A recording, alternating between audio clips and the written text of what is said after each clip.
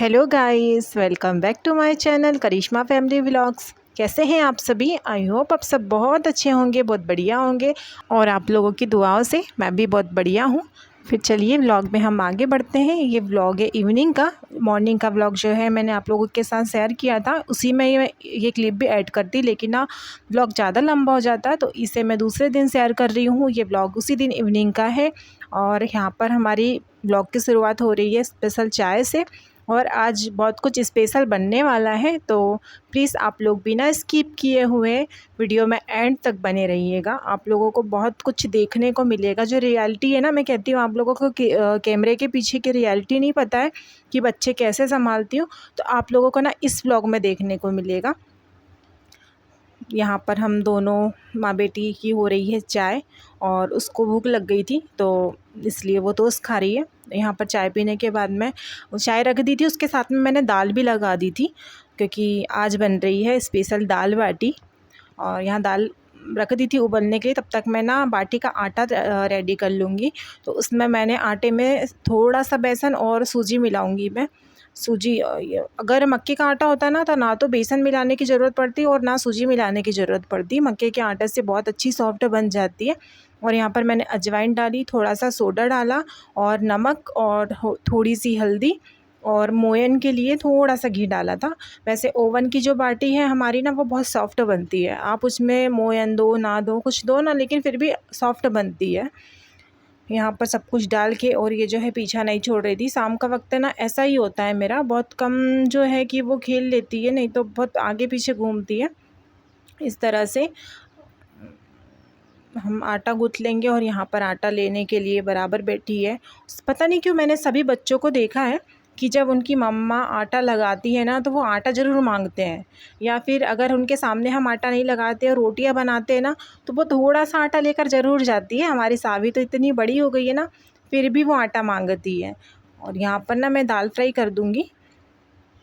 और ना पिछले व्लॉग में मीनाक्षी दीदी ने कमेंट किया था कि आपके हस्बैंड जी क्या करते हैं, मुझे नहीं पता है, तो प्लीज़ कमेंट में ज़रूर बताना, अगले व्लॉग में ज़रूर बताना।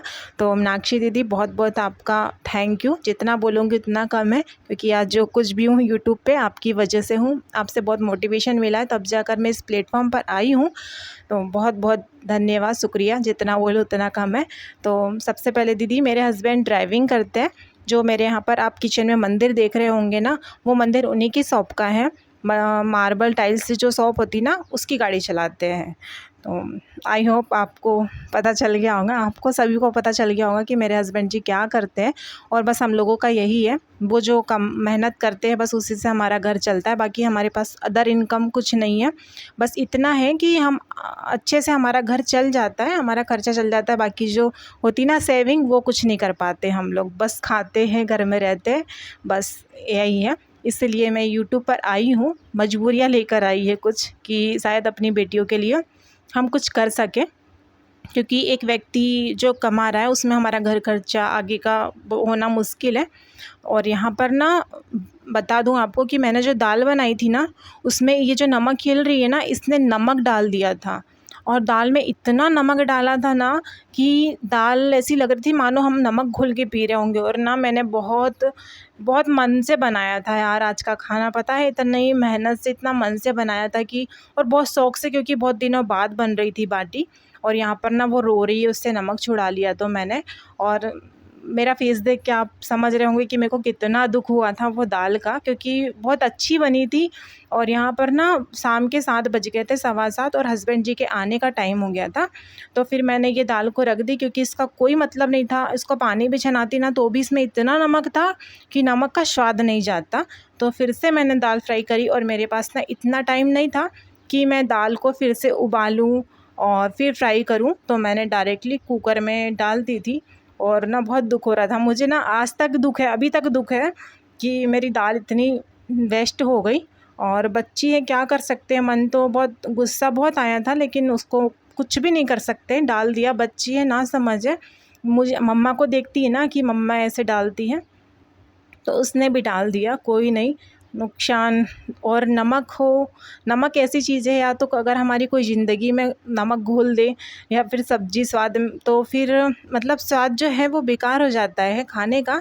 वैसे हमारी ज़िंदगी का भी कुछ रहता है, अगर किसी ने किसी के खिलाफ़ हमारे जीवन में नमक अगर घोल दिया है तो वो फिर आजीवन रहता है, उसका जो खारापन है वो नहीं जाता है। और यहाँ पर बज गए थे 7:45, हस्बैंड जी आ गए थे और 8 साढ़े 8 तक हम लोग का जो खाना रेडी हुआ था, क्योंकि दाल को उबलने में ना टाइम लगता है। 2 लोगों की दाल अगर हम बनाते, वैसे बाटी में ज़्यादा दाल लगी थी लेकिन फिर भी हम लोगों को टाइम हो गया था। और यहाँ पर दाल बाटी रेडी है गाइस, आप लोग आ जाइए खाने के लिए। और मैं उनको यहाँ पर बता रही थी कि आप खाकर तो देखो ये दाल। उन्होंने थोड़ा सा टेस्ट किया था, बाप रे क्या कैसे खाते हैं इसको। मैंने कहा इसलिए मैंने डबल से बनाई, क्यों आप लोग नहीं, हम लोग क्या मतलब हस्बैंड जी को कम नमक पसंद है, बहुत कम नमक खाते हैं।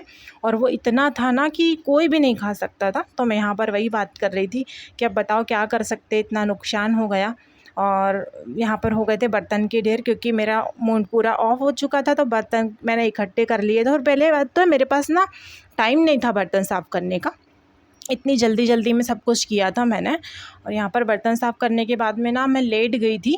तो फिर हस्बैंड जी बोले कि तुम लेट गई हो, सावी की जो आज बुक लेके आया हूँ मैं, उसकी 4 बुक ना छूट गई थी। तो आज शॉप पे 3 ही मिली, एक फिर भी नहीं मिली। तो बोले उस पर कवर चढ़ा दो। तो यहाँ पर उसकी बुक पे फिर मैंने कवर चढ़ाए। और इसके बाद हम लोग को काफ़ी क्या 10:30 11 बजे तो हमें ऐसे ही बच जाते हैं यार, क्योंकि बेटी ना नहीं सोती है मेरी। हम डेली घड़ी मिलाकर देखेंगे ना तो वो 11 बजे के बाद ही सोती है। उसके बाद ना दिन भर मैं थक जाती हूँ, मुझे भी दिन भर लेटने को नहीं मिलता है, क्योंकि काम से फ्री होती हूँ, छोटी बेटी को संभालती हूँ, फिर बड़ी बेटी का आने का टाइम हो जाता है, फिर उसे होमवर्क करवाती हूँ तो मेरे 4 बज जाते हैं।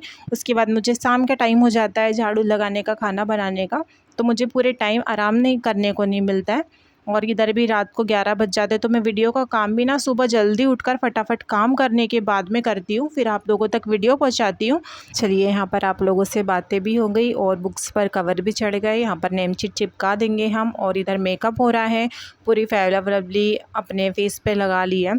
और एक बात बताती हूँ आपको ना, उसके पापा ने बोला कि फेयर लवली ना आप नुकसान मत करो, मेरे लगाने के काम आएगी, कभी कभी लगाऊंगा। तो बोले आपको लगाने से कोई फ़ायदा नहीं, आप ऐसे भी कभी बुरे नहीं होगे। तो चलिए आज बहुत सारी बातें हो गई, इस व्लॉग को हम यहीं पर करेंगे एंड, और आपसे मिलेंगे कल एक अच्छे और प्यारे वीडियो के साथ में। तब तक के लिए बाय बाय।